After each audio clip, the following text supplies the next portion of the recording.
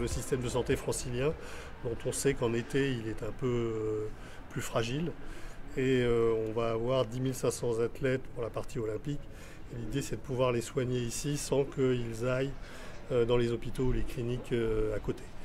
Donc on va avoir un service de soins non programmés qui est juste derrière vous, qui va permettre de prendre en charge les athlètes quelle que soit leur pathologie et de les orienter. Donc si c'est de la médecine, ils vont rester dans ce centre. Si c'est plutôt de la traumatologie, ils vont aller voir le médecin du sport ou le chirurgien orthopédique. Après, ils pourront aller voir aussi cardiologue, gynécologue. Et ça, c'est quelque chose qui nous tient vraiment à cœur parce qu'on a les premiers Jeux paritaires. Pour la première fois sur les Jeux Olympiques, on aura autant d'athlètes hommes que d'athlètes femmes. Et donc c'est important pour nous que la santé des athlètes soit prise en charge d'une manière spécifique.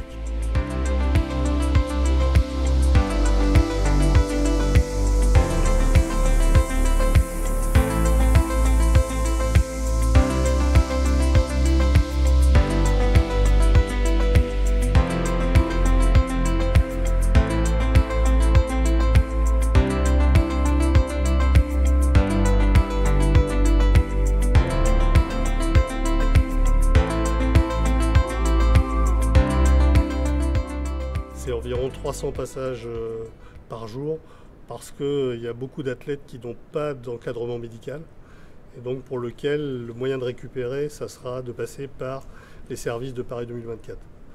Donc on aura beaucoup de kinés, on a beaucoup de matériel de haute technologie, on a des appareils pour mesurer la force, on a un appareil qui s'appelle un haltère-G, qui est un tapis roulant qui vous permet d'enlever jusqu'à 80% de votre poids. Et donc, si vous êtes un peu blessé, vous pouvez continuer à vous entraîner techniquement sans qu'il y ait de risque pour votre blessure.